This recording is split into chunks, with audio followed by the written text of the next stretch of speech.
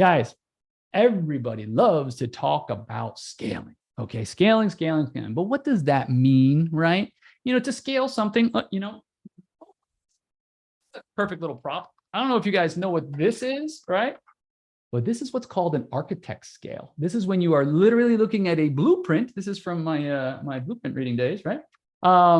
What scaling is all about is finding, going from one size to another, right? And sometimes it's more than doubling. There's like a 1/10 scale, which means every inch equals 10 feet, right? So scaling means growing in a large pace, okay? So the most important thing to understand about growing at a large pace is staying profitable. And there's a few different ways of doing that in terms of your time and in terms of money, okay?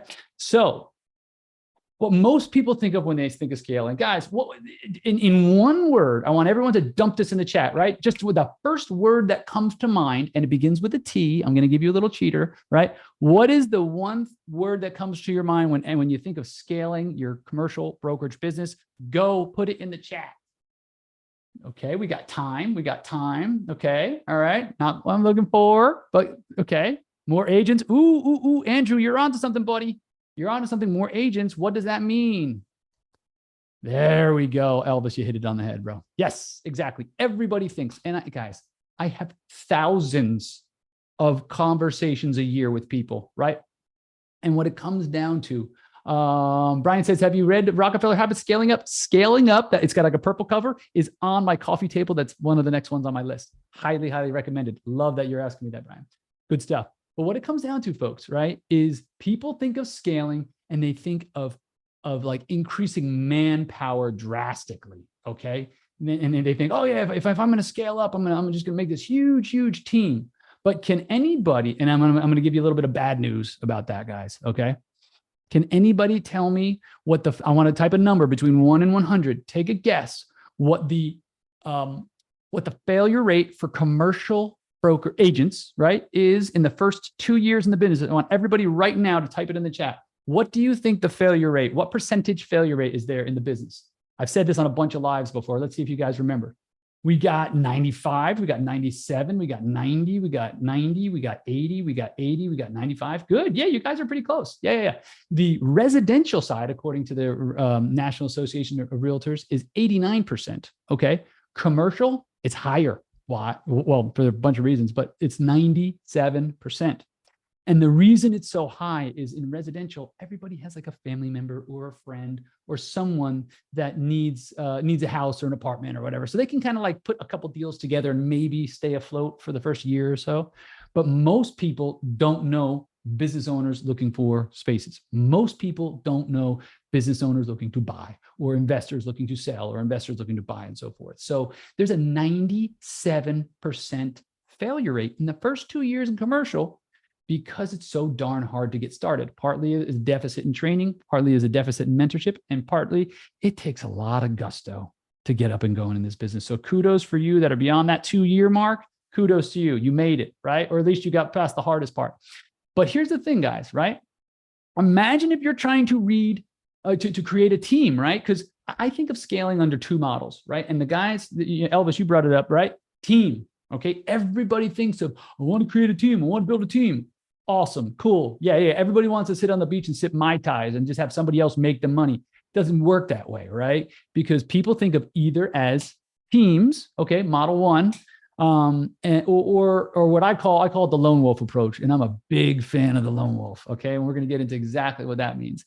But when people think of teams, which I'll call model 1, the pros are great. You hire a bunch of people, you train them up in theory, you show them the ropes, you give them the training that they need, and they start producing, and they put money in your pockets, and you get to drive your big fancy car, and you don't have to go out and do deals. You don't have to pick up the phone, and yada, yada, yada, yada, yada. But guys, I know people that have darn near gone baroque from trying to make their brokerage this way, right? I knew a broker that on 2 different occasions, he told me he almost went bankrupt because he said, I want to do this approach where I build out a team. Because the fact of the matter is, it's a revolving door. For any of you that's been in commercial for any amount of time, type revolving. Okay, if any of you that have been in commercial for 1, 2, 3, 5, 10 years. I know, Kevin, you've been around a long time, right? For all you guys that have watched brokers come and go and come and go and come and go, who's with me? Who's seen that, right? Type the word revolving. I know Michael, Alan. Yeah, Elvis, you're with me. Guys, yeah, Andrew, for sure. Guys, it's a revolving door for a reason. So if you are a team lead, let's call you, or let's say just you're a high producing broker on your own, okay? Do you want to take time away from prospecting and chasing after your own deals and chase a bunch of newbies when there's and teach a bunch of newbies when there's a 97% failure rate? Guys, does that sound like a fool's errand? Type yes in the chat if you're with me. If that sounds a little bit silly, like I'm making a lot of money, but I'm going to go and take a chance on a bunch of people that maybe don't have my skill set, don't have my drive, don't have my knowledge, don't have my skills, and I'm going to go ahead and place the success of my business in their hands. Does that make sense, guys? You with me? Brian, Michael, Carrie, Alan. Yeah, that's the point, guys. The whole team approach is very, very difficult to implement. Is it impossible? No. Is it difficult? You bet your bottom dollar. Okay? Or as my grandfather used to say, you bet your sweet bippy. He's a Jersey guy. Anyhow, so what it comes down to, folks, right, is there's model 2, and that's the lone wolf. I love it. I'm getting chills. God, I'm getting chills talking about the lone wolf, right? I'll tell you why. Because the lone wolf gives you the best of both worlds, okay? It allows you to do the things that you love to do, that you're best at doing, and then offboard all the crap that you don't like to do that's not, frankly, worth your time. Does that make sense, guys? You guys with me? Okay. Type time if you would like to have a little bit of time back in your day, right? How many of you, similarly, okay, I say Michael wants some time back in his day. I see Simon does, Brian does, Alan's down. He's a capital T time, right? Here's what it comes down to, guys, okay?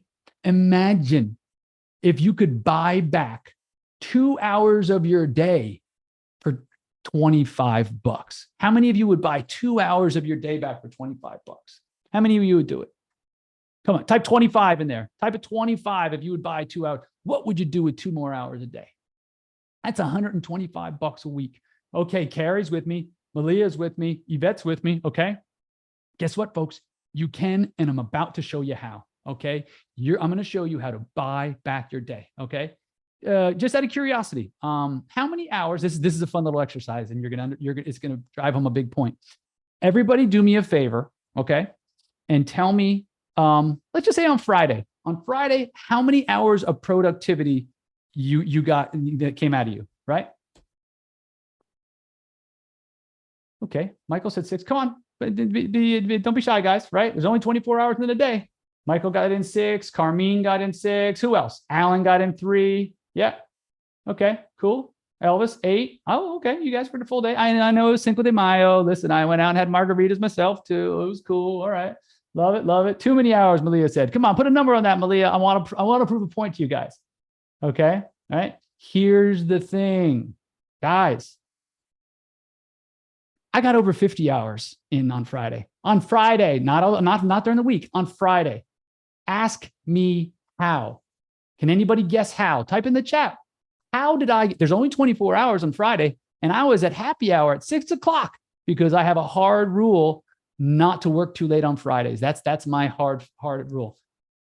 Carmine says telephone. Nope. Hired someone else. Ooh, we're getting close. Christian, yes. VA, yes. Travel 3 hours to showing and list time does not count. Nope. Exactly. Guys, what it comes down to is team, but it's not the way you think. Okay. My team, there's 8 of us. So imagine if 8 people were putting in 8 hours a day, what do you think that adds up to? What does that add up to? That adds up to 64 hours in a day. So who do you think is going to win? The guy putting in 64 hours a day, or you guys putting in 6 or 8 or 10 hours a day? Who do you think is going to win? Tell me. Come on. Hey, outsourcing. Guys, I'm no genius, right? But I just know how to use my time more effectively, right? Exactly. So how many of you, okay, want to learn, okay? I want you to put in how to scale most effectively. Do me a favor. Type hashtag scale if you want to know the ins and outs of this. Come on. Let's see it. Let's see what you got. See how many hashtag scales we want. See if I'm talking to the right room of people, right? Because that's what it comes down to, guys, right? You gotta There's only one of you. Does anyone remember that movie with Michael Keaton from the 90s called Multiplicity, right? They kind of had the right idea. He kind of had that right idea. And it was about a guy who created clones of himself, but they were a little bit wacky and they weren't quite the exact thing, right? So exactly. So Carmine, Simon, Olga, Zetria. Yes, yes, yes, exactly. Okay, guys, this is what's up. This is where the rubber meets the road. Here is what you do. I need you to take a look at your business model. Take a very close look at your business model. If you can't identify every single piece, every single step, every single task, every single action of your business model, you don't know it well enough, okay? Because through clarity, we can have absolute certainty in terms of our direction. Does that make sense, guys? If you can have clarity, okay, you can know exactly where you need to go. Okay, type hashtag clarity if that makes sense to you guys. The more clearly you see something, imagine a painter trying to paint, like a portrait of somebody with like muddy glasses, like if his glasses were dirty and he's trying to it's not going to work, right? But if they had clean glasses on, if they could have a clear picture of what they're seeing, they'd be able to have a pic to be able to paint it properly, right? Okay, what we're looking for is clarity, guys. Now, how do we get clarity? This is what I did. Now, I did this years ago. Yes, it's been through the ringer. I don't even know how many years ago. But what I did was I said to myself, okay, let me do a brain dump. Let me take every single piece of my business and what I do and how I do it. And then let me take it and I dump it onto a piece of paper. Okay. So guys, do me a favor. Look, see if you can follow along. I research properties, MLS, email, CoStar, blah, blah, blah, blah. I research them in a whole bunch of different places, right? Crexy, LoopNet, you name it. I call, for instance, this is one of the business models. Call the expired. I set the meeting. I get the listing. Once the listing is signed, I blast it. I field inquiries. I field offers. I negotiate. I take it to contract. I go through due diligence, and then I close it. Okay. It's very, very simple, guys. Very, very simple. Okay. But that's not where the rubber meets the road. Where the rubber meets the road is right here. PPF. For those of you that come back week after week, can anybody tell me what PPF stands for? Go ahead and type what you think it means. Okay. Because PPF, these are the three most important activities you can possibly do. And that without an ounce of an exaggeration, these are the three most important things you can possibly be doing. What are these three activities? A P, and an F. Tell me. Come on, guys. Let's take some guesses. Come on. Ooh, somebody's been listening. Way to go, Elvis. Ryan, Zetria. Yes, exactly, guys. Guys, I didn't reinvent the wheel. I didn't. I just figured out how to make it spin fast. That's all, right? Prospecting, presenting, following up. There is nothing new under the sun, okay? But it's not what we do. It's how we do it, okay? That's the difference, folks. A lot of people know what to do, but have they brought it to the point where they have it dialed in like a Swiss watch? No, right? So what we need to do is we need to, number one, identify all the tasks in our business. Okay. We need to, number two, figure out what is not prospecting, presenting, or following up. Okay. And then here's the best part, guys. Okay. Figure out your hourly rate. Okay. This is how you buy back your time. Okay. Everybody, do me a favor, quick little exercise. Everybody, as fast as you possibly can. Ready? Okay. I want you to type what you want to earn in the next 12 months. Ready, steady, go. Put it in the chat. Let's see what you got. Come on. Come on. 100K. Okay. Faster, faster. Michael, 250, 500, 250, 500. Yes, I like it. 60, 125, 250, 300. Yes, yes, yes. Guys, are you with me? You picking up what I'm putting down? Okay. Watch this. Now, take that number. It's going to take a little bit of math. Divide by 2,000. Okay. So, as an example, Christian wants to earn 200K. Guess what? 200,000 divided by 2,000 is 100. Okay. 250K divided by 2,000 is 125. So everybody right now, okay, go ahead and put in the chat what you want to earn divided by 2,000, what that is. And guess what, folks? That is your hourly rate. That is what your time is worth. It's also what you're not allowed to do, to go below if you want to earn that money. Is that making sense, guys? Wait, why am I talking to a bunch of black screens? Why am I talking to a bunch of black screens? Everybody, I'm needy. Come here. Come on. Give me some love. Put your cameras on. Show me some love. Show me. Does everybody have arms? Everybody have arms? Come on.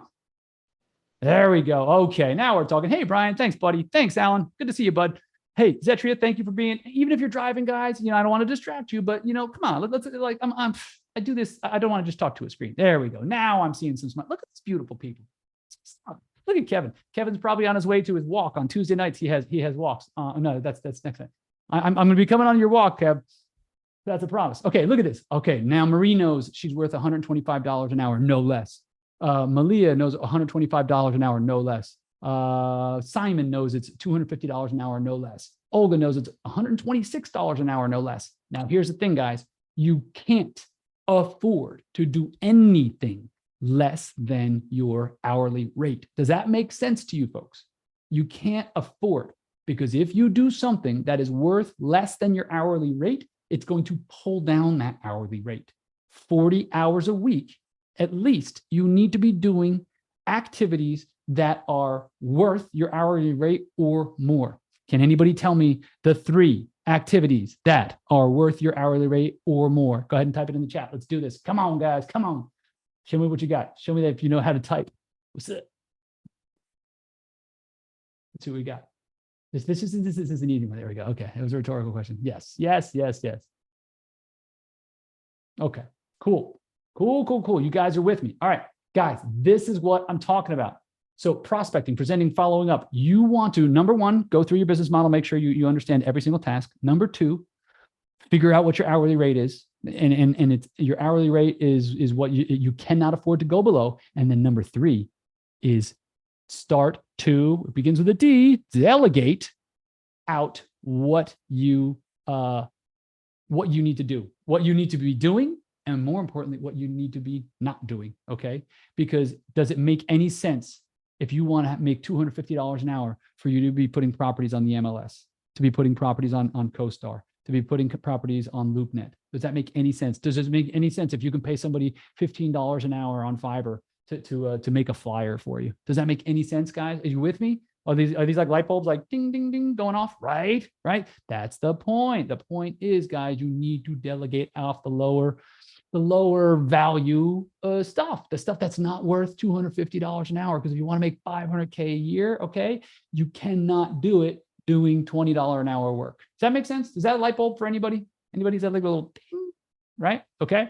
So when you first, Kevin says, just added my first agent and we're exploring a consulting fee or retainer fee. You know other agents who have done this? No, I don't. But we can have a side conversation on that one. That's an interesting one. But the point is, guys, what you want to do is you want to be able to do only the highest value thing. Okay, I'm gonna be real facetious here, right? Do you think that Bill Gates mops the floors at Microsoft? Think he mops the hallways? Do you think Warren Buffett takes out the garbage at Berkshire Hathaway, or Charlie Munger for that matter? No? Do you think that Mark Cuban goes around like Dallas Mavericks Stadium, or do you think Richard Branson hands out peanuts and soft drinks on Virgin Airlines, right? What do you guys think? Yes or no? Type yes or no in the chat. Come on. No, and no. Exactly. Why? Because their time is worth more than that. And time is the only non-renewable commodity that we can never get back, but you can buy it.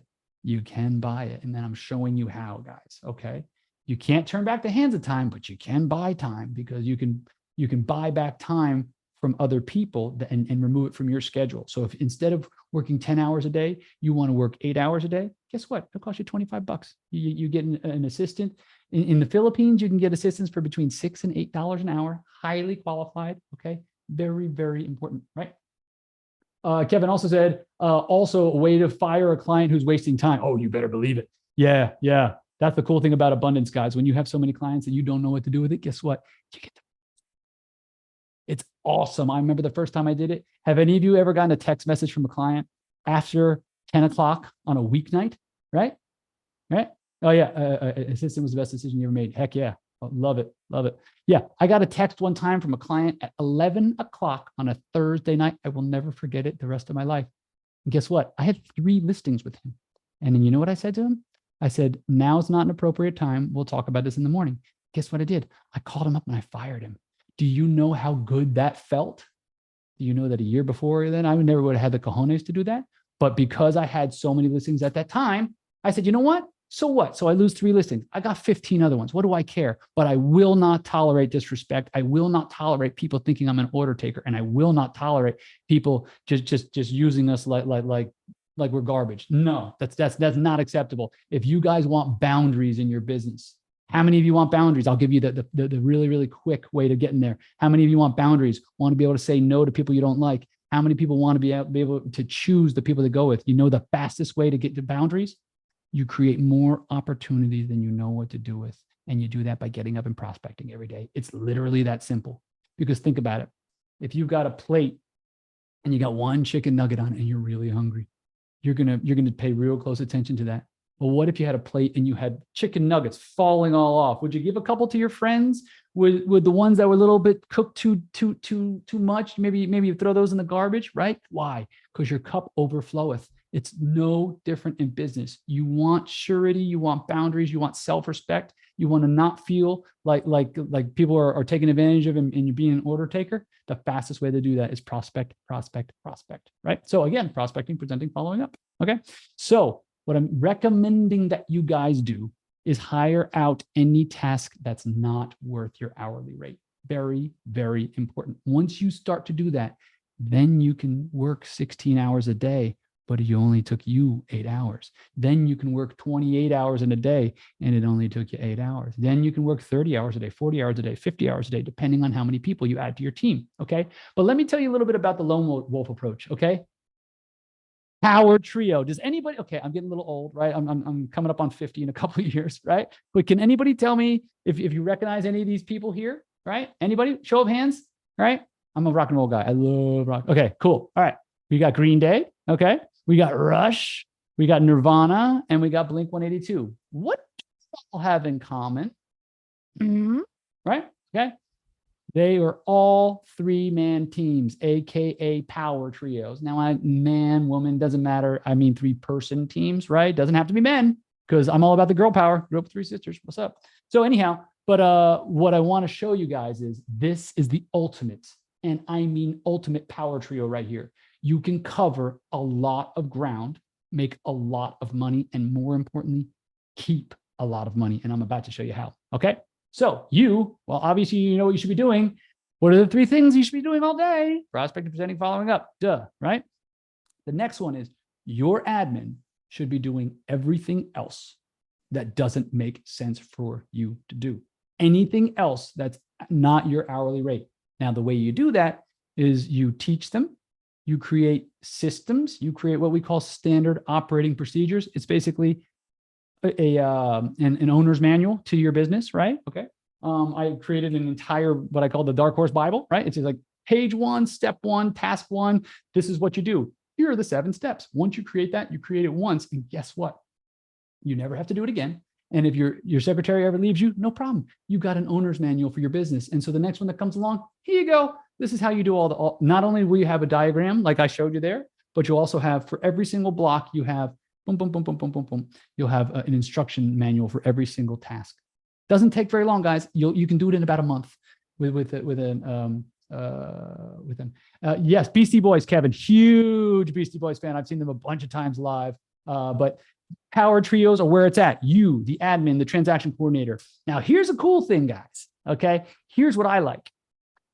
Transaction coordinators oftentimes work on contingency. Does anyone know what that means? Working on contingency? If you're a broker, guess what? Or agent, right? You work on contingency. Does anybody know what that means? It means you only get paid if the deal closes. Okay. Guess what? There are a lot of transaction coordinators out there that only get paid if you do. So how freaking cool is that? Because guess who's like rowing in the same direction? Guess who is in the same boat as you? Those people, okay? The people that are only get paid if you do. So they are definitely have a vested interest. It's not like, like anybody here ever having a problem with an attorney in a closing? Guess what? Attorneys have no fear of the deal not working out. Why? Because they get paid either way. So you want to hire people like a transaction coordinator And if so, if the deal doesn't go through, it didn't cost you a dime. You with me? Who's with me? Holler if you hear me. Come on. All right. So here's the next thing, guys, right? Transaction coordinator pro tip. Here's what you do. Okay. When you take a listing, you create an administrative fee, you put it in your listing agreement, and you say that, and now obviously check your local and state laws. Okay. I'm not going to try to do something that's against your real estate laws, but you're able to create a nominal fee. A lot of places do it on the residential side. They do it all the time. And you might call it a marketing fee. You might call it an administrative fee. You might call it whatever, right? And you make it the exact amount of money it costs for you to pay a transaction coordinator. So guess what? Guess what happens? You got someone to take and manage the entire deal, follow all the paperwork, create follow-ups, have the systems, keep everything in order so that you don't have to, so you can do more, you guessed it, prospecting, presenting, and following up. And guess what happens? When the deal goes through, when you get paid, they get paid, and guess who paid for it? The seller. Guys, hello? Anybody? Light bulb? This is how you make money. This is how you leverage other people. You just got someone to manage your entire deal from the time it went under contract to the time it closed for free. Does that make sense? Anybody? Hello? You with me? Yeah. Okay, cool. All right. Hello? Microphone check. Microphone check. Yeah. Is this thing on? So, right. You get the point, guys, right? That's what we're talking about here. Okay. I want you to be able to understand how to replicate this over and over and over again. Okay. Thank you, everybody, for coming here. You are here to learn and not only work in your business, but 30 minutes a week, you are working on your business, which sometimes you got to change your strategy just a little bit to make some major, major leaps. Okay. So if this is your year to do it, make sure you sign up for the masterclass so we can show you exactly how to do it.